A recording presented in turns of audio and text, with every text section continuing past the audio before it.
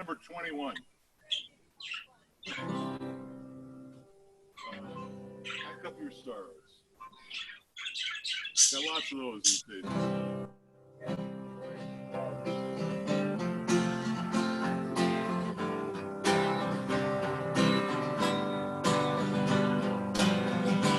Oh, you're crying, talking to a stranger, naming the sorrows you see. Too many bad times, too many sad times. Nobody knows what you mean. But if somehow you can back up your sorrows and give them all to me, you would use them. I know how to use them. Give them all to me. Oh, you's rambling, walking in the shadows, thinking 100 stars. No one beside you, no one to guide you. Nobody knows where you are. But if somehow you can pack up your sorrows and give them all to me, you would lose them. I know how to use them. Give them all to me. Our Dixieland.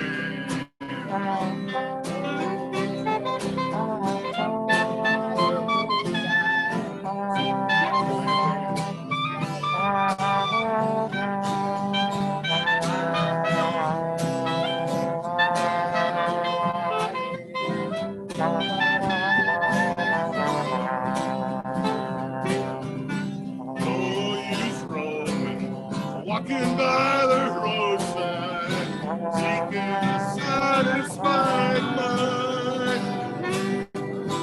Too many highways, too many byways, and nobody's walking behind. Oh, you could pack up your sorrows and give them all to me. You would lose them. I know how to use them. Give them all to me. You would lose them. I know how to use them. Give them all to me.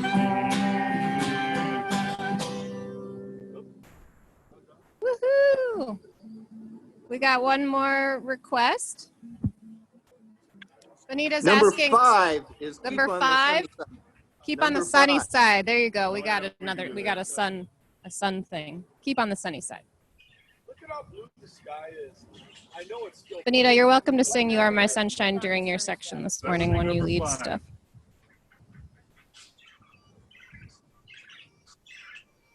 Okay, we're gonna do this in F. I think I'm going to turn this into a clarinet duet. I need breath metal.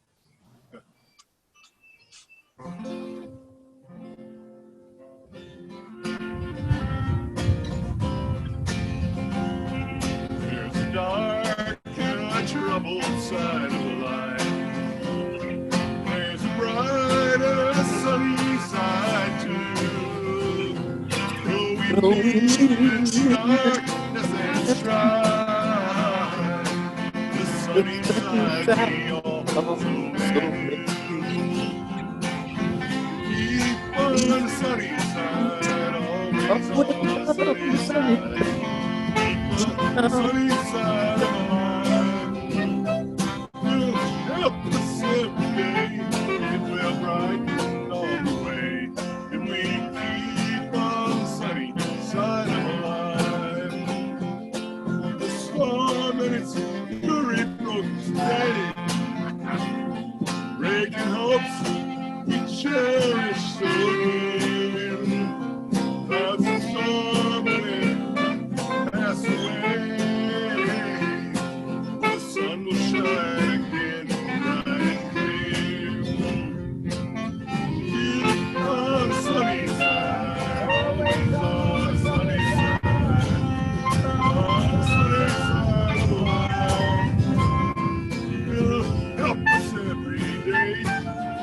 brighten all the way. If we keep on the sunny side of our guys, let's go.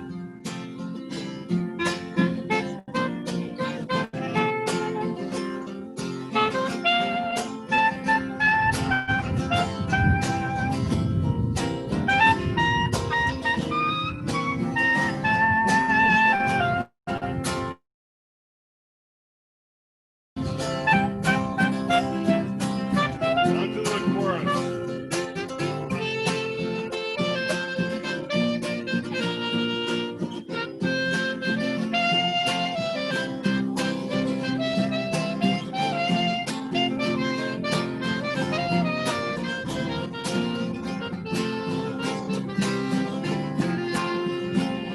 Let us greet with a song of each day. Though the moment be cloudy or clear, let us trust in our Savior always.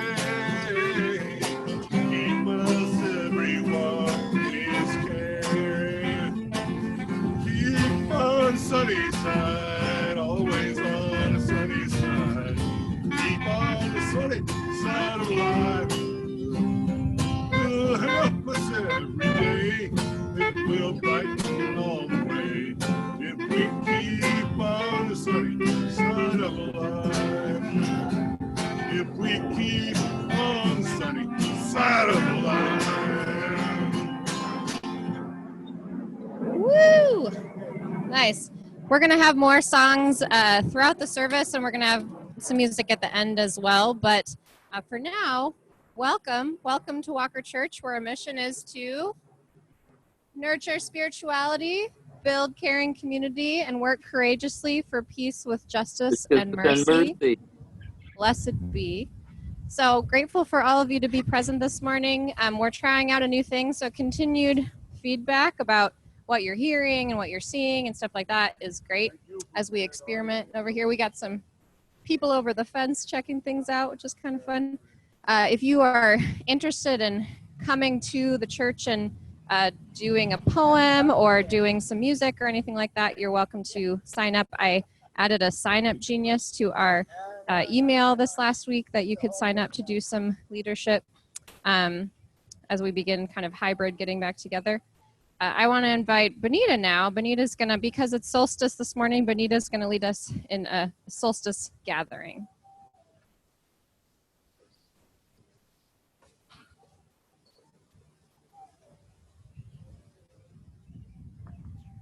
Sorry, I had to unmute. There's a woman that we've read her psalms before, the Earth Psalms by Angela Megara. And I'd like to read one of her psalms this morning. Is Psalm 115. Not to me, not to us, but to the name of life is glory due. For the sake of mercy, for the sake of truth, for the small flowers who struggle through sidewalks, give form to the God we know. Some may say, where is this God? Who is this goddess?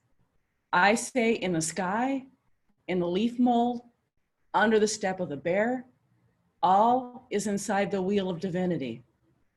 All life sings within the circle. There is none who has no mouth to speak. None is unable to see and know. All have ears to hear. All play a part. Listen, silence has an answer. Look, darkness cracks open with vision. Speak that the words of life can spin out of your mouth into the world. I saw a vision of trust, a shield of love which covers us all. That great and small have enough, that more will come when needed, that balance is possible and joy available, that earth is known as sacred. Speak now while breath seeks a mission. Listen to the wind and answer. While this life lasts, sing out glory and honor, that the echo of that music will wrap us all in the mantle of life against the chill of doubt and day of pain. To the name of life is glory due, for the sake of mercy, for the sake of truth, for joy everlasting. Blessed be. Blessed be. Thank you, Benita. Al, would you want to? Oh, did you have more to say, Benita? Or we? I just want to sing a quick chorus that I've sung before. It's by Todd Allen. Okay. We are the light. We are the tune. We are the hope. We are the tune. We are the we are the life. We are the tune. We are the hope. We are the way. We gather on the longest day. So may your longest day be blessed with light that will carry you into the dream time this winter. So. Thank you, Benita. Al, do you want to share a greeting this morning as well?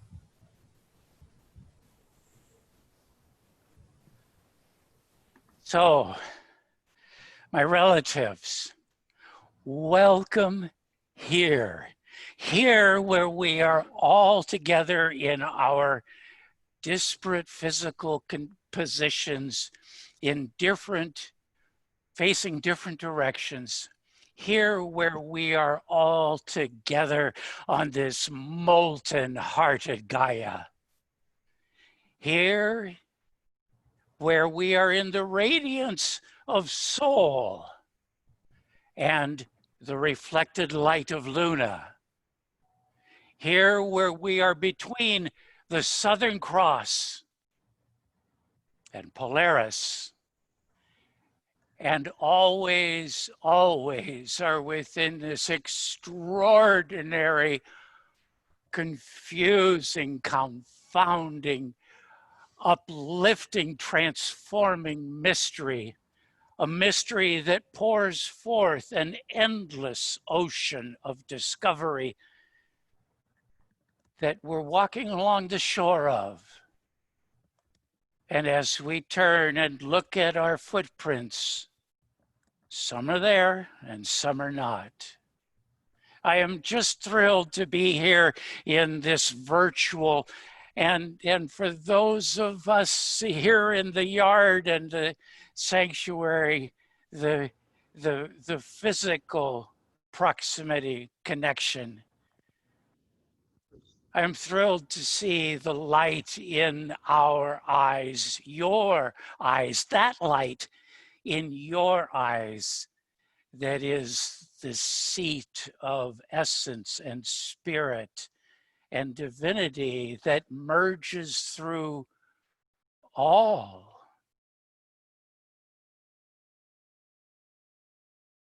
And where we are all one. Namaste.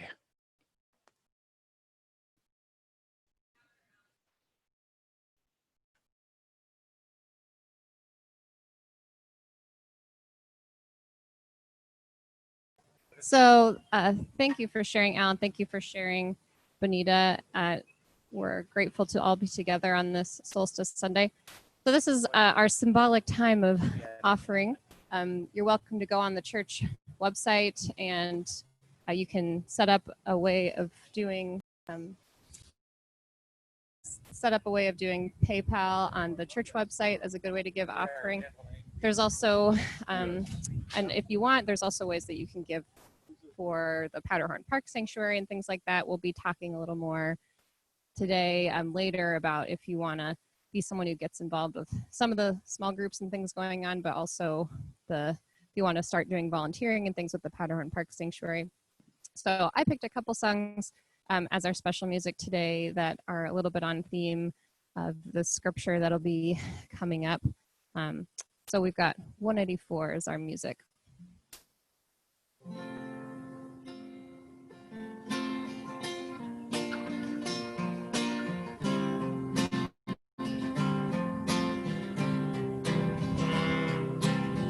We are gentle and faithful. We are singing for our lives. We are gentle and faithful.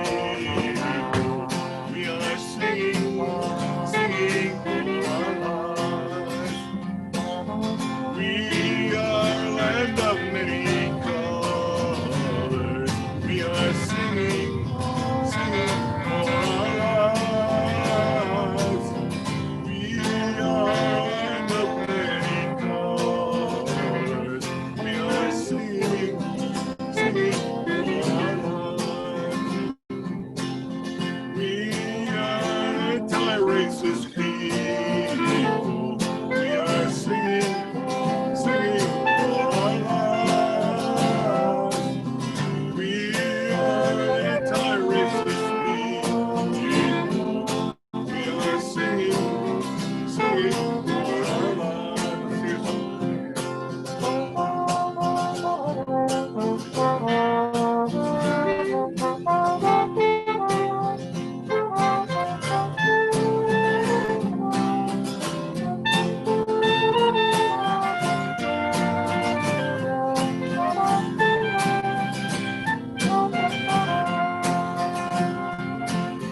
we are young and old together.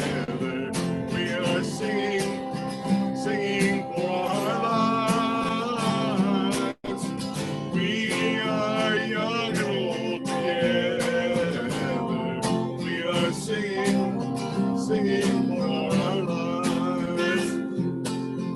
We are gay and straight together. We are singing, singing for our lives. We are gay and straight together. We are singing, singing for our lives. We are gentle, loving people.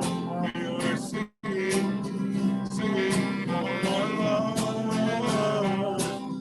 We are gentle, loving people. We are singing, singing for our lives. Thank you. Thank you, friends. I appreciate that. I've been thinking about that song because of living across the street from Powderhorn Park right now in this time of the encampments is a challenging time, and there's a lot of anger and a lot of frustration and a lot of hurt on all sorts of different sides. And I just hope, and as we sing that song together, and as we continue to have that chorus resounding in our hearts in this season, I hope that we can hold those contradictions together of being both gentle and angry at the same time, that we can pay attention to the things we're fighting for and the energy that goes into the things that we're raging against, but also pay attention to the ways that we stay grounded and rooted, that we don't get so angry and frustrated that we just turn into this gaseous mess that goes off and explodes in the universe, but that we stay rooted, stay grounded in love, that we stay gentle with each other, especially as there's a lot of what I'm thinking about and meditating on today is about all the ways that we're all stirred up right now, all the ways that we're getting triggered in our own pasts and traumas, and the things that all of the events over the last month have been for our neighborhood is stirring up a lot. So it's a lot for us to deal with. I just invite you to take a deep breath with me in this time and pay attention to where are your shoulders, where are your fists, where are your feet. Our scripture this morning is based on what came into my head last week. I remember when we were talking about how there's prophetic witness to be had in the people in the encampments, how it is that there's lots of people who moved throughout the desert who were migrants and who were, the people in scripture weren't necessarily people who had a stable home all the time, and that sometimes it's the people who come from the outside and people who are moving and witnessing and seeing what's going on and pushing back against the things that seem solid and set in stone and in place, that those are kind of the prophetic people in our lives. And I mentioned that there's the scripture that's been in my head, that the foxes have holes scripture. So I looked it up this week. It comes from Matthew 8. And something I found interesting about it is that there's a couple different sections of the internet that are helpful for pastors who are, not to say lazy, but maybe working kind of quickly, or who just want a quick reference for something. There's, I can list off a large variety of websites that are really helpful tools without having to go to a library that have a bunch of commentaries. And one of the websites, I went to two of the different websites and they have a scripture reference. So I was trying to find Matthew 8 and I saw that both of the websites I found skipped Matthew 8, which I thought was interesting. I guess for some reason, even though a lot of times I use the lectionary, which is a way of reading through the scriptures over the year with a bunch of different denominations and different people all over the world. And Matthew 8, I guess, is not in anyone's lectionary. For some reason, we skip over this chapter. So it kind of leaves, a little more to the imagination of what's going on. But this is what it says. When Jesus saw the crowd around him, he gave orders to cross to the other side of the lake. I guess right now I'm thinking the Powderhorn Lake and the crowds of people there. Then a teacher of the law came to him and said, "Teacher, I will follow you wherever you go." Jesus replied, "Foxes have dens and birds have nests, but the Son of Man has no place to lay his head." Another disciple said to him, "Lord, let me go and bury my father first." But Jesus told him, "Follow me and let the dead bury their own dead." Kind of short, not super sweet, kind of harsh sounding. Yeah. So like I said, there's not a bunch of wisdom on the internet and commentary. I mean, there's other bigger book commentaries that will go on about Matthew 8, but not the ones that follow the lectionary. What I did see, though, is I went over to I have a John Wesley Bible. I don't have a Matthew commentary, but I have a John Wesley Bible that someone gave me. I think someone actually I think I got two of them from different United Methodist presents for different events. I mean, it's like, what do you get someone for an ordination present? You get them a John Wesley Bible, I guess. I mean, I probably prefer like a growler of beer or gift card, but people give you weird things when you do Christian accomplishments. They're not really sure how to congratulate you for that. So I got this John Wesley commentary Bible, and at Matthew 8, he said this. He said, Jesus prefers to call disciples, not accept stragglers. Jesus prefers to call disciples, not accept stragglers. Which sounds a little rough. I mean, it sounds kind of like Jesus wants things his way or something like that. But what I think it means is that Jesus didn't have time for people who want to half-ass follow him. He'd rather people didn't follow in the group of people that he was calling. He'd rather they just did their own thing rather than start to follow the way and start to actually, I mean, back then it was physically following Jesus as he went on his adventures. And people would start and say, hey, like, Jesus, I'm coming, I'm joining in the movement, but I've got like 3 things to do on my to-do list. I just got to do that first. I've heard some interpretations say that when this man, it sounds like this Jesus is being really rude to this guy whose dad died. But I've heard other interpretations that say probably this man's dad was alive. So what he was really saying is, I've got a little while. I got to wait for my parents to die out before then I can leave. I got to take care of my parents for the rest of their lives, and then I can come and follow.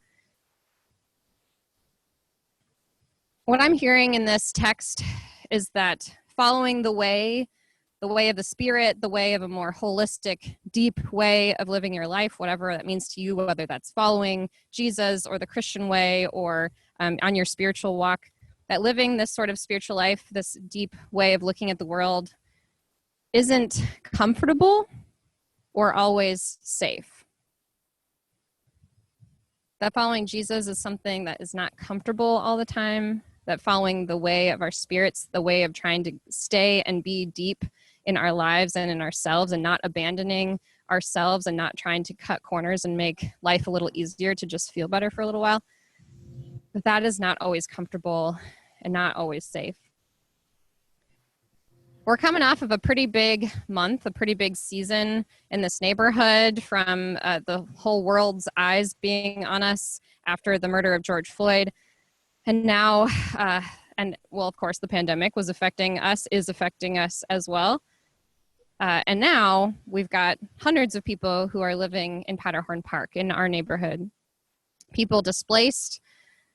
And this is definitely challenging I'm seeing in the community meetings, I'm seeing in our meetings at Walker, I was at 4 hours of community meetings this week. I was at 3 hours of meetings with Walker folks this week talking about these things. And it brings up these, having the presence of people who are struggling right in your front yard is bringing up a lot of things for a lot of people. There are some people who have lived in the area a long time, and it's re-triggering a lot of traumas they've had. Maybe they've witnessed crimes, maybe they've found dead bodies before, maybe they've seen other homeless encampments and they've just felt helpless to do anything and are really frustrated and hurting. There's also people who suffer themselves from addictions or have in the past. And I know that just last night when I parked my car that I almost tripped over a needle. It can be for people who've had a history of that. Perhaps even some of you have had homelessness in your families, or maybe you've dealt with homelessness before. It can really rattle us and bring up a lot of emotions we weren't even sure was there. It can make us an angry people. And this is especially hard when we're all dealing with these things at the same time. Sometimes having shared pain can be helpful, like you're going through, like, being at a funeral, everyone's grieving together. But other times, when we feel all of our worlds crumbling around us at once, it can be hard to get the kind of attention that we want or crave or need. It can be hard because everyone else's world is crumbling and everyone just is full of their own reactivities, and it's hard to actually see each other when we're not being our best selves. I've learned a lot about trauma from this book. It's called My Grandmother's Hands by Resmaa Menakem. Resmaa, Resmaamenakem, My Grandmother's Hands. I've mentioned it before. And I was rereading, there was some things that I remembered from reading this book that came back up I want to talk a little bit about. And I just wanted to give a little intro to trauma. Maybe you're someone who's familiar with the idea of trauma that resides in your own body. There's lots of great books on that. Maybe that's something you've talked about in therapy and things like that. But I'll read a little bit. This book is specifically talking about trauma when it comes to race, which is a huge part of what's going on with the Black Lives Matter uprising going on in the neighborhood and in our world right now. And also with the encampments in Powderhorn Park. A huge reason that the encampments are there is because of the problems of white supremacy. It's because COVID-19 is disproportionately affecting people of color. It's because of our systems being built to privilege white people and our services. And it's also based on where fires have been recently. And I definitely know from living on the park that it's a disproportionate amount of people who are people of color in the encampments. So this is what Resmaa says about trauma and in our bodies as people with race. In America, nearly all of us, regardless of our background or skin color, we carry trauma in our bodies around the myth of race. Take that in. It's not just that Black people are traumatized or that Indigenous people are traumatized. They are, but all of us, regardless of our background or skin color, carry trauma in our bodies around the myth of race. We typically think of trauma as the result of a specific and deeply painful event, such as a serious accident, an attack, or the news of someone's death. That may be the case sometimes, but trauma can also be the body's response to a long sequence of smaller wounds. It can be a response to anything that it experiences as too much, too soon, or too fast. Trauma can be a response to anything that it experiences as too much, too soon, or too fast. Trauma responses are unpredictable. Two bodies may respond very differently to the same experience. If you and a friend are at a 4th of July celebration and a firecracker explodes at your feet, your body may forget about the incident within minutes, while your friend may go on to be terrified by loud, sudden noises for years afterwards.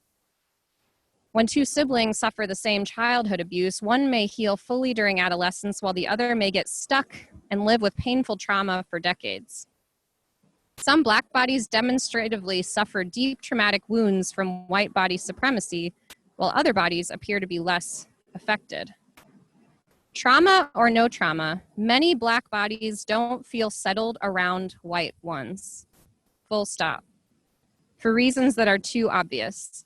The long, brutal history of enslavement and subjugation, racial profiling by police, stand your ground laws, the exoneration of folks such as George Zimmerman, who shot Trayvon Martin, Tim Lohman, who shot Tamir Rice, Roy Bryant, J.W. Milam, who murdered Emmett Till, outright targeted aggression and the habitual grind of everyday disregard, discrimination, institutional disrespect, over policing, over sentencing, and microaggressions.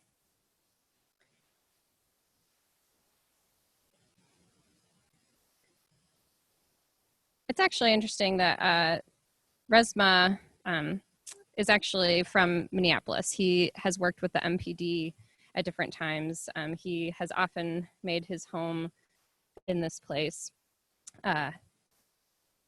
And I've been exploring and reading, and there's lots of different exercises in here about how it is that you can encounter your own issues of trauma, how it is that you can open that up a little bit.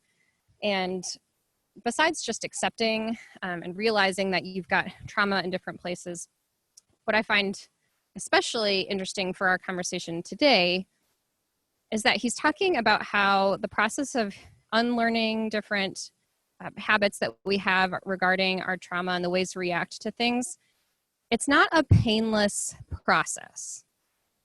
It's like sometimes when you're sick or you're going through pain, it sometimes feels like you, it feels like when you go to the doctor that they should just be basically everything they should do should just be this nice salve. Like you feel like that everything should just feel better right away. But often the things that are there to help you heal are things that are going to hurt. I know I brought up that example a couple weeks ago about how if you break your wrist and it starts to heal the wrong way, first you have to re-break it. So sometimes when we are going through traumatic things, when we're re-triggered by different things, we have to realize that the way forward isn't always comfortable. That the way into deeper healing and growth in ourselves and what is going to help us have a more holistic, beautiful life isn't always going to be comfortable. It may feel so uncomfortable sometimes that you feel unsafe or you freak out or you feel even more reactive. Resmaa says, as every therapist will tell you, healing involves discomfort, but so does refusing to heal. And over time, refusing to heal is always more painful. In my therapy office, I tell clients there are two kinds of pain: clean pain and dirty pain. Clean pain is pain that mends and can build your capacity for growth. It's the pain you experience when you know exactly what you need to say or do, when you really, really don't want to say or do it, and when you do it anyway. It's also the pain you experience when you have no idea what to do, when you're scared or worried about what might happen, and when you step forward into the unknown anyway with honesty and vulnerability. Clean pain hurts like hell, but it enables our bodies to grow through our difficulties, develop nuanced skills, and mend our trauma. In this process, the body metabolizes clean pain. The body can then settle. You know what that means to settle? It's like how Al prepares us for celebration service, the coming into your breath, the knowing which way is which, the knowing where the sun is, where the moon is, finding your surroundings, settling. There's more room for growth is created in its nervous system. The self becomes freer and more capable because it now has access to energy that was previously protected, bound, and constricted. When this happens, people's lives often improve in other ways as well. Dirty pain is the pain of avoidance, blame, denial.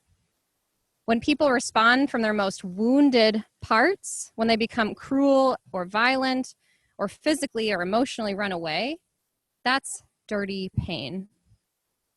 They're creating more of it for themselves and others. A key factor in the perpetuation of white body supremacy is many people's refusal to experience clean pain around the myth of race. Instead, usually out of fear, They choose the dirty pain of silence and avoidance and invariably prolong the pain.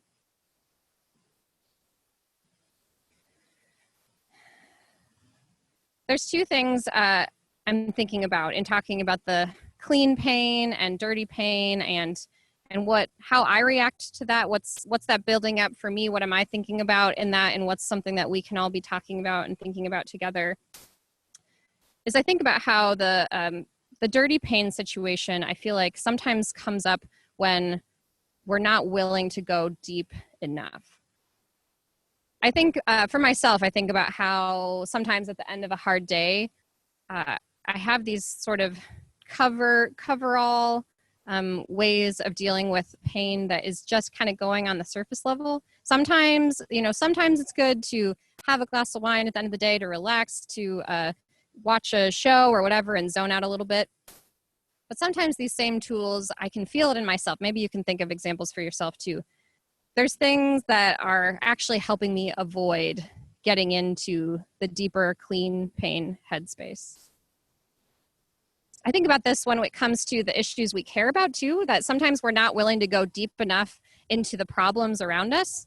I think about I talked about this last week a little bit, but about some of the protests I've attended in the past where it feels like we're just sort of putting a Band-Aid on a gunshot, where it stays cute and fun to wear like a cute little pink pussy hat and like get together with all your friends. And, sometimes it's like cute and fun to put flowers somewhere at a memorial and feel like you've done all the work of long-term staying involved, courageous mercy and justice work. But if we're still feeling pretty comfortable the whole time, then it means it's probably not leading to clean pain. It's probably not really leading to the kind of transformation that we're wanting. It reminds me of, I have a story I was thinking of this morning, which is from, does anyone read the Narnia books? These were some of my favorites when I was growing up. There's definitely plenty of problems with them in theologically and different things, but there's also some really cool ways of reflecting about God and spirituality, and they're also just, fun fantasy books. So in the Voyage of the John Trotter book, there's this boy, Eustace, and he's just kind of a nasty little kid. He's the kind of kid who's just sort of like a tattletale. He's kind of rude. He's selfish. He's just kind of a symbol of a lot of just like, like that kid's annoying. They don't make him like truly evil, right? This is a kid's book. So he's just kind of this irritating kid. And he somehow finds himself that when he's on this adventure, he ends up transforming. He gets kind of greedy and he goes into this cave and he's like, falls asleep, and there's all these like this treasure that he finds in this cave, and he's feeling really selfish and greedy about it. And when he wakes up, he becomes a dragon. It's kind of a symbol, right? So he wakes up and he's this huge scaly dragon. He's not able to communicate with his old friends. They're scared of him. A little bit of an outward manifestation of his inward problems. So a lot of other things happen, and this is towards the end of the book. The chapter is called How the Adventure Ended, although actually I think it's only halfway through the book. How this adventure ended. So all of a sudden they see the boy Eustace coming down from the mountains, and he's a boy again, and he seems much more nice and healthy, and it seems like he's gotten some perspective. So they're asking him like, okay, what happened? What's going on? He says he was out among the rocks, and he was a dragon, and he was feeling really unhappy. He said, I was more miserable than ever. And he had this arm ring that was hurting on his arm. It was stuck on his arm, and that he had grabbed from the gold. And he put it on his arm, and then when he became a dragon, it became infected.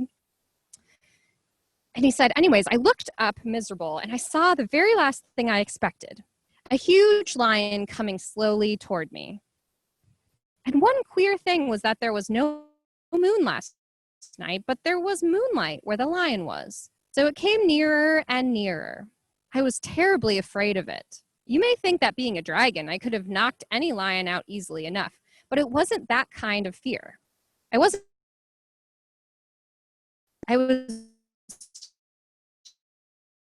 just afraid of it. Up to me and looked straight in my eyes, and I shut my eyes tight, but that wasn't any good because it told me to follow it. You mean it spoke? I don't know. Now that you mention it, I don't think it did speak, but it told me all the same. And I knew I'd have to do what it told me. So I got up and followed it.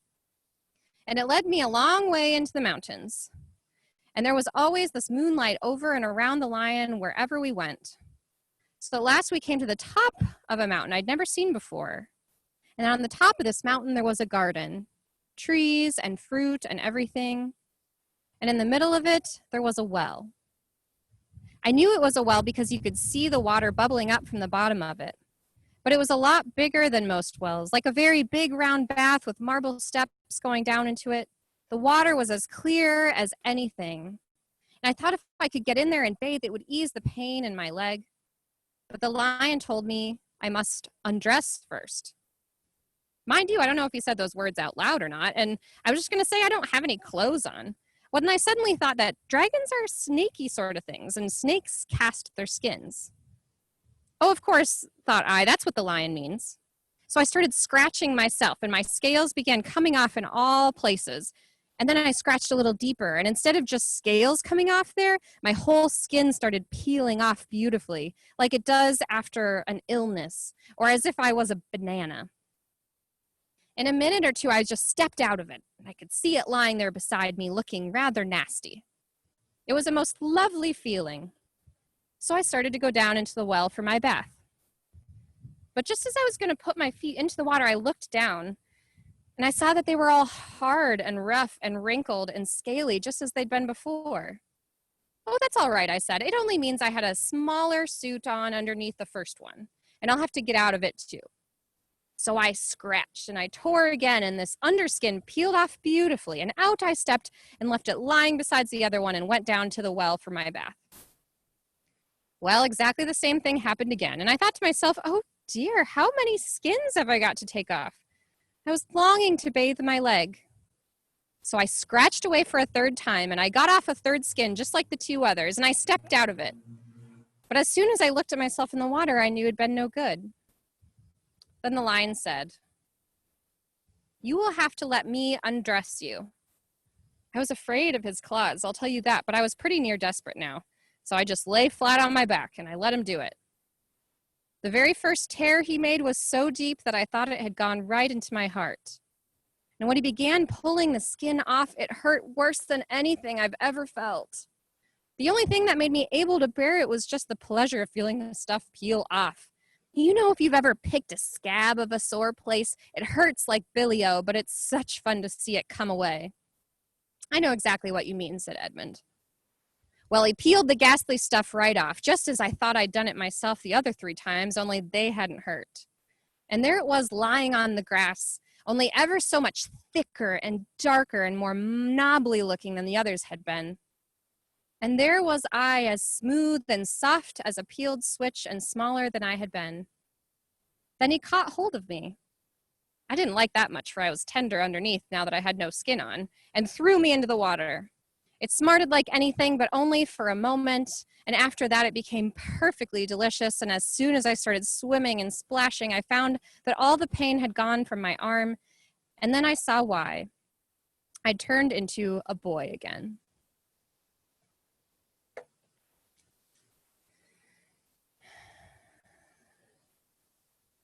I don't necessarily think we need, a lion to come and attack us, but I do think that whoever the lion is, maybe the lion is your true self that approaches yourself and you realize that you haven't quite gotten to the core self. Maybe the 4 minutes of meditation wasn't quite enough this time, even though it feels a little bit like a Band-Aid you put on it. Maybe the lion is God. That's kind of who the symbol of Aslan tends to be in these books, is God. Some spirit, maybe it's people that you know when you ask them for advice, they're going to give you the real challenging truth of it. Well, so far you've only asked the people who are the yes people, the nice people that aren't going to tell you the way it really is. I've been thinking about how in this season I've been watching at these community meetings, and I think so much of us are speaking from our dirty pain right now. I think a lot of us are first reacting based on what we've seen and experienced in the past, and we're just saying everything. We think it's speaking our truth or speaking from our gut, but it's speaking from our sick, unhealthy guts, not from the clean pain, from places of clean pain. I think about if someone asks me how I'm doing and I have a stomach ache, the only thing I can talk about is the stomach ache. If someone's asking me how I'm doing and I don't have a stomach ache, I can experience sadness and gladness and joy and fear, and I can experience all those things.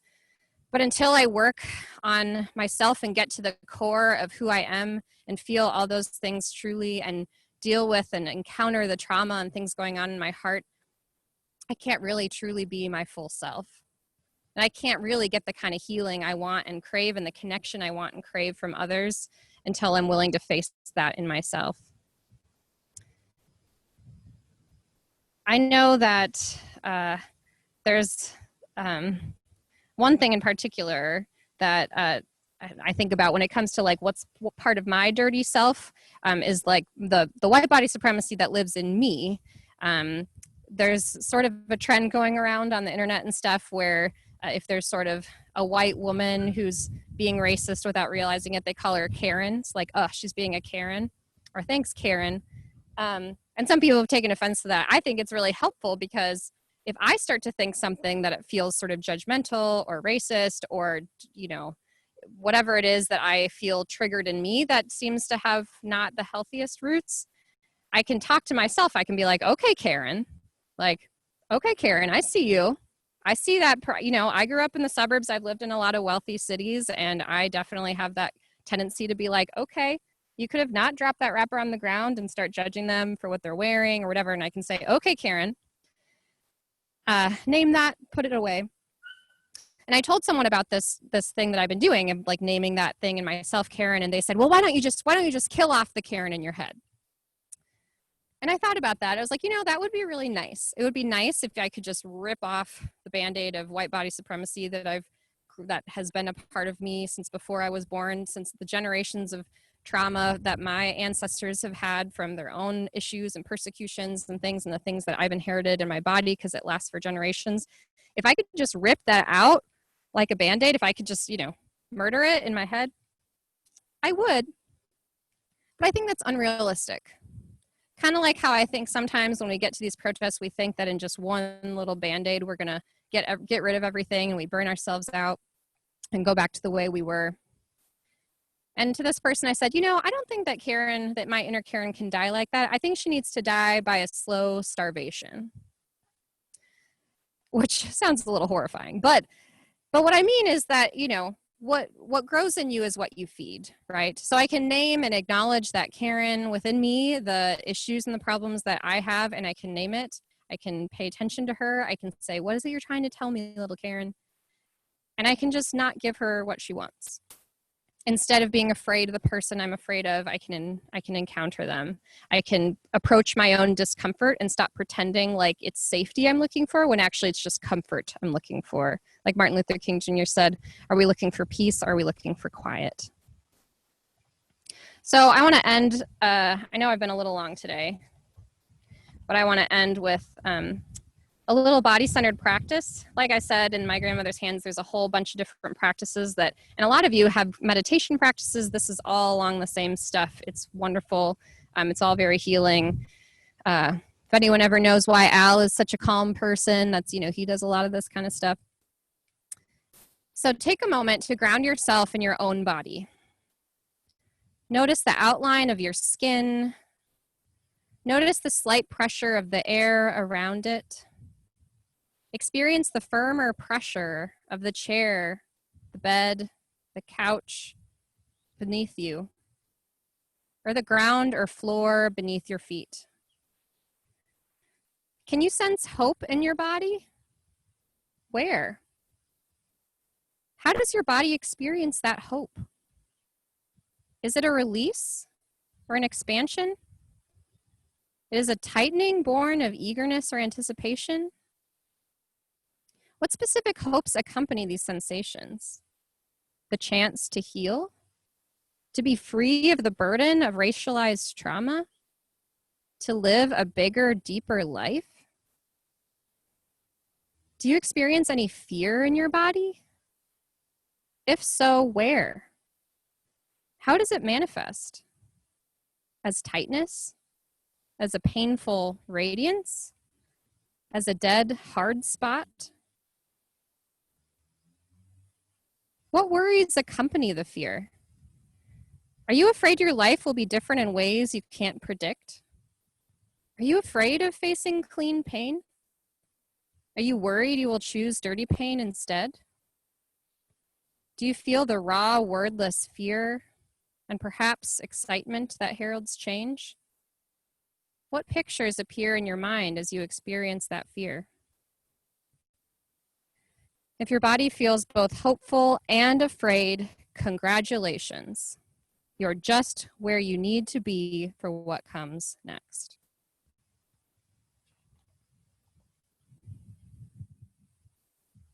Hey band, can I request something from you? Can we play 85, Wade in the Water?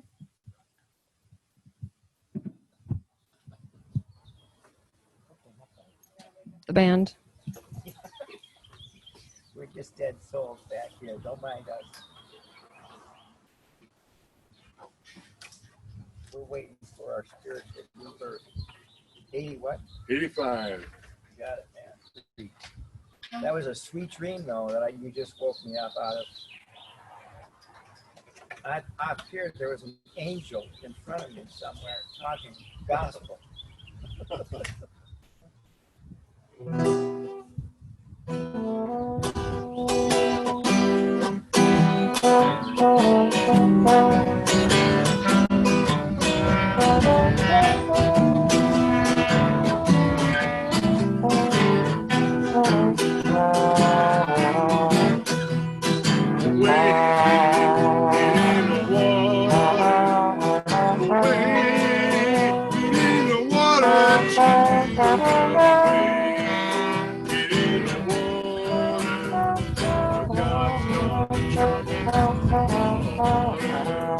See that man all dressed in white. God's gonna jump on water. Well, later he looks like it is real high. God's gonna jump on water. Come on and wade me in the water. Come on and wade in the water.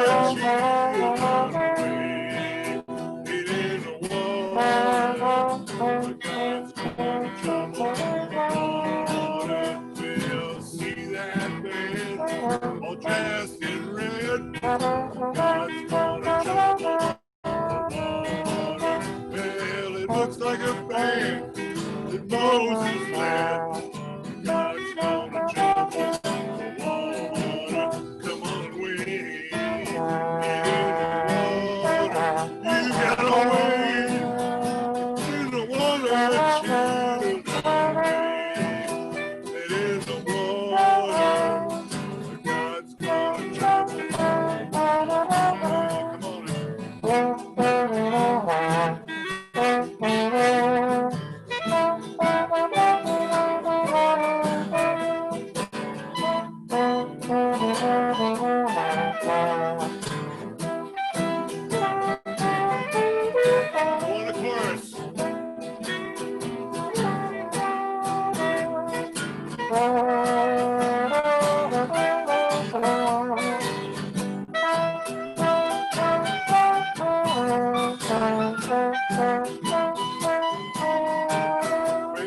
Smoking divided the sea in two.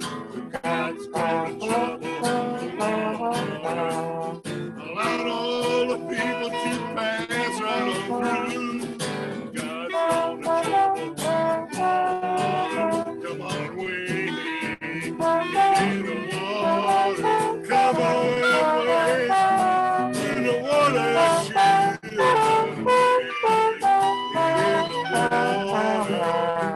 God's gonna jump on water. God's gonna jump on water. I said God's gonna trouble the water.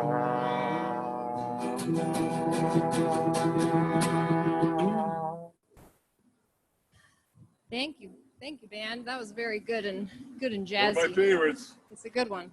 So what do you got for reflections, friends? What kind of thoughts are you having? What are you thinking? What prayers do you got?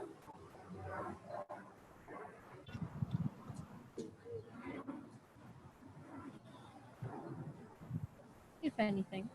I love the image of starving Karen.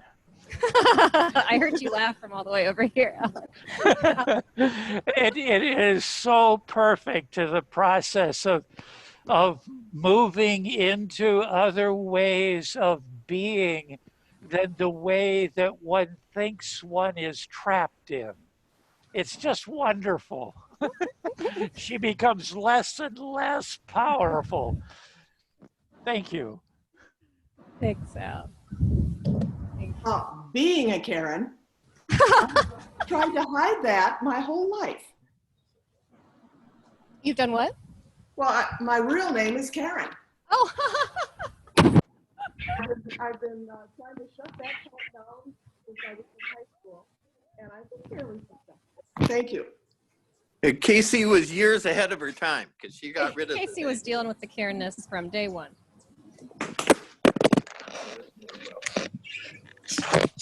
No, Christine. Oh, we got Howard excited now. Things now. Well, calm down. I'm here Is that a Garen Beck Miller hand I see? Yep. Steve has a sister named Karen, and she's really an amazing person. So I'm gonna take. I'm gonna ask that whoever would be interested in trying to starve that energy in themselves, they can call it a Nancy if they want to. First of all, It's probably my inner Katie. whoever would like to do that, just for my sister-in-law Karen's behalf. And then I also just want to say the lion that you were describing in that Narnia book, excerpt. I had a sense that that lion is other people, and that they are our lions and we are their lions. That's all I have to say. And I am a Leo. But that's I would say, even if I wasn't a Leo, that is what I say about that. I love that, Nancy. Thank you for sharing. Yeah. What else we got? Oh, I see a cute dog. We've got a cute dog, Maya, over here. Do we have reflections from the band? You guys, an announcement? Yeah. Choir tomorrow at Weather 6:45. permitting, right here. Bring masks. Choir at 6:45 Monday here at the yard at Walker. Any other prayers or reflections? I thought choir was on Tuesdays. Did it move to Mondays now? Is choir on Mondays instead of Tuesdays? Some people are saying they thought choir was on Tuesdays. Is it on? But that's because Alina said that Tuesday's Jenna. Oh yeah. I think space-wise, because we've had the Sisters Camelot and the meals on Tuesdays, it'd be better for having less people here to do it Mondays, is what. Conrad, can I get a ride to choir? Nancy wants a ride to choir. Anyone going? Nancy, I can get you. I don't Natalie will pick up. I don't know your address, but I have a car, so I can give you a ride. No, I'd rather go with Conrad and Diane. I'm going to see them tomorrow morning. I'll talk to them then. Thank you, though. I have a joy. Yeah, what's that, Jen? Well, on Friday, the 19th, my partner Dell celebrated his 50th birthday of sobriety. 50 years of sobriety. Woo! 50 years of sobriety. Yay. That's awesome. Congratulations. Yeah, it's been pretty exciting. That's so good.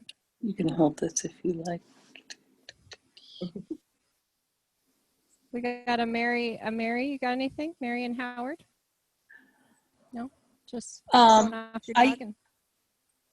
Really, I was talking about the small groups and being referred to as the contact for the book discussion group. I guess I was thinking of myself more as starting a group looking at our supporting each other and fighting our anti-racist or dealing with our anti-racist stuff. Our Gotcha. Karen stuff. So it's, books are good. It's not like we can't read books, but it isn't a book group per se. But I'll touch base with you so we can clarify. Yeah, I'd love to have, if there's a book specific about reading Just Mercy, or if you want to read the My Grandmother's Handbook, or I'm looking at the books that are kind of anti-racist books. I'm gonna probably get a group together this week to meet to start this week. So yeah, there's a couple people interested in that, and I'll be reaching out to them. But also, okay, if you're interested, yeah. good. Good. And we'll have it'll be hybrid. So if some people want to be together, we'll also have online availability. All right, so we got Natalie wants to join that. That's great. Well, I heard a request. I want to know if there's any birthdays. Any birthdays in the band? No birthdays? Birthdays over here? Dave thinks he had one in April. That ship sailed. No birthdays? Well, I heard that Here Comes the Sun would be a nice way for us to end together. We've got a request for Here Comes the Sun for the end. Let's see if I can sing along.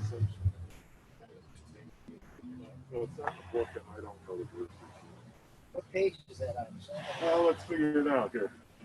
People don't have books at home, that's why they don't. Yes, sir. Well, actually, now that the solstice is passed, the sun is going, not coming. Yeah.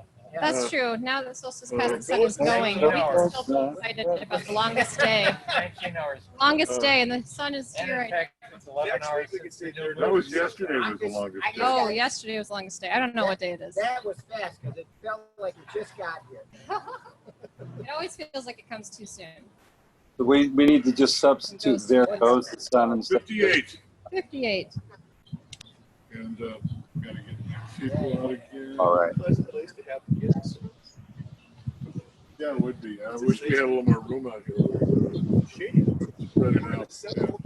Yeah. All right. I'll get a little sunburned today.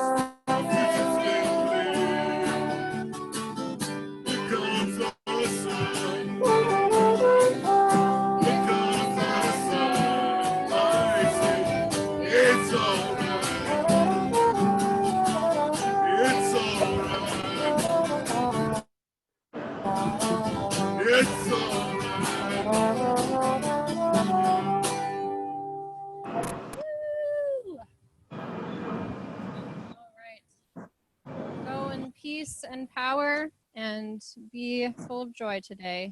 Love to you all. And you're welcome to keep hanging out and chatting if you like. And thanks to our great band for being here today and for stealing our little band. Big. Again, anybody that wants plants, give me a call. I've got some large, looking for moving some large plants.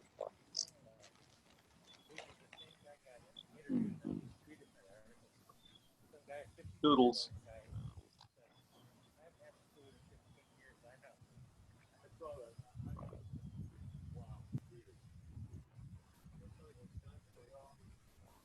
Thank you, Katie, and everyone. Sure thing. Thanks for being here, friends.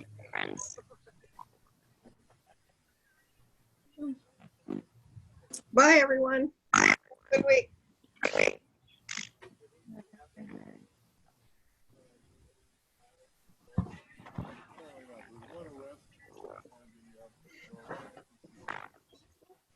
Well, I understand the left-wing radicals made so much trouble with thousands of people. There was like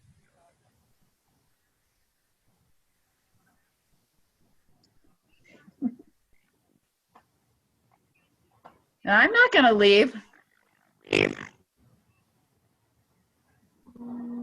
Well, maybe I will leave.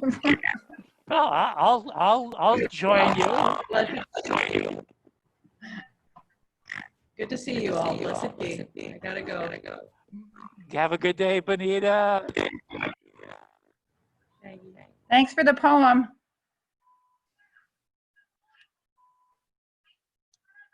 Unfortunately, somebody has a really garbled sound connection, or it's an artifact that was coming across.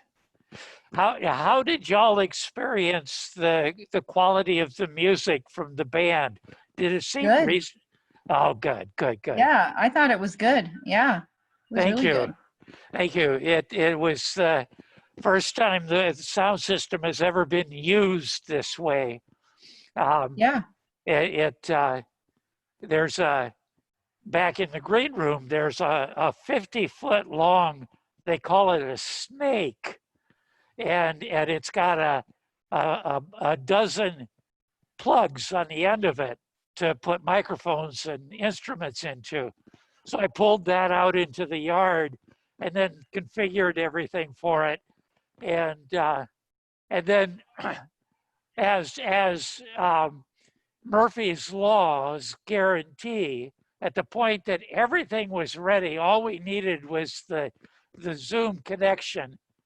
The router in the church crashed and it had to be rebooted, and it has a time delay, and it confused us and slowed down everything as the computers got reconnected.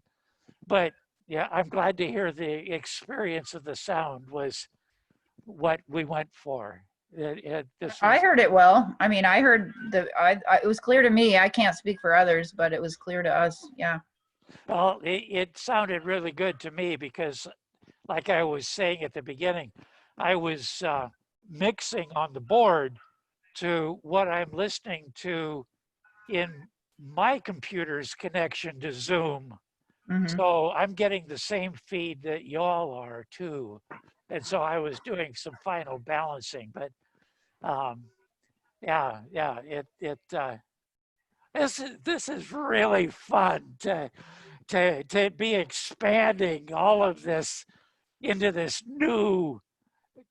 I mean, I've never done anything like this before. I've got this bag of memories, but I get to do something I've never done before with this, and I get thrilled at the movement of the divine through all of this.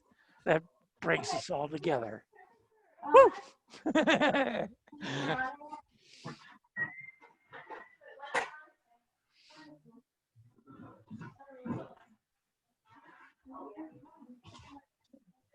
I have to ask, is the girls' bedroom light still on, or is it working again? Actually, is your bedroom light working, you guys? Julia and Janie? I think it's not working. Okay. Okay. Yeah, yeah, it's, I don't know. I'll get a hold of y'all and make arrangements. I'm It getting was working for a while, yeah. Yeah, something happened though a couple of weeks ago, and then everything went crazy in South Minneapolis. This has really been a time, hasn't it?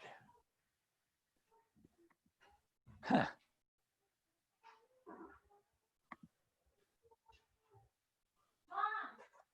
I was amazed to hear that the very low attendance of the Tulsa rally for the orange one was very very poorly attended, and that they're talking about now a viral TikTok that helped a whole bunch of people, particularly younger folk, to reserve the tickets to where they thought they were having over 1 million people fighting to come to the event.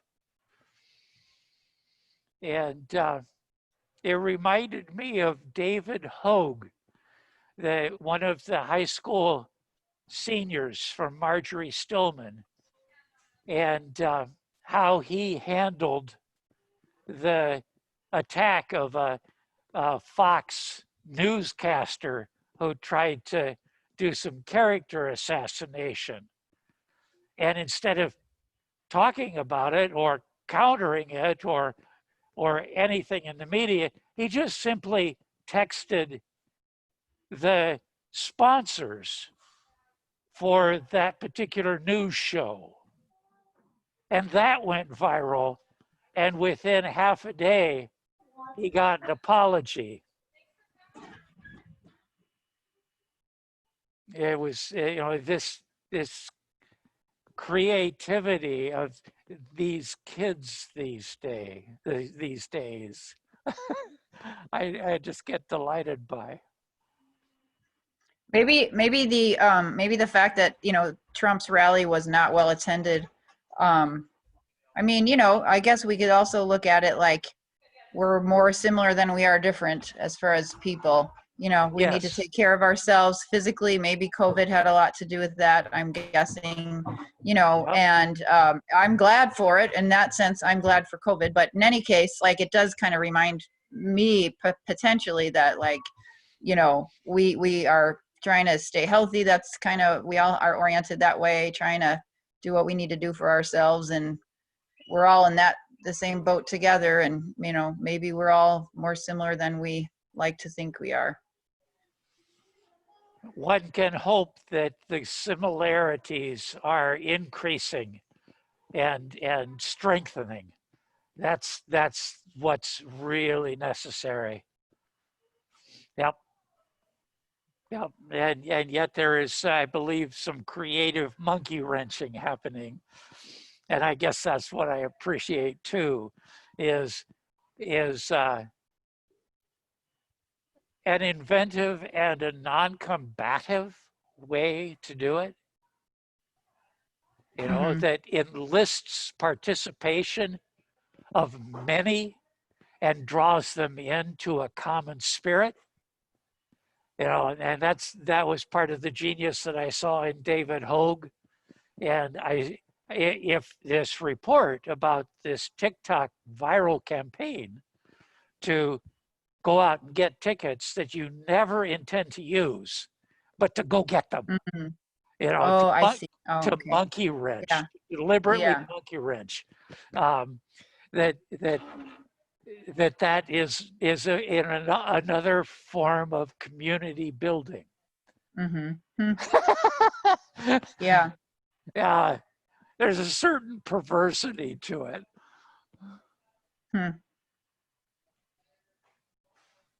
Well, I better go start picking up the cables and stands and start putting the gear away. It's a pleasure talking. Take care, Al. Yep, there we go.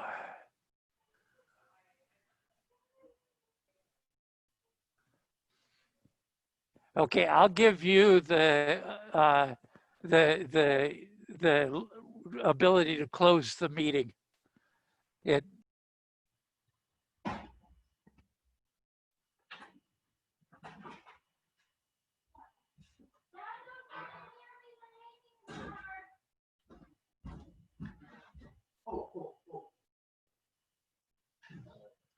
Who's D Lee 9?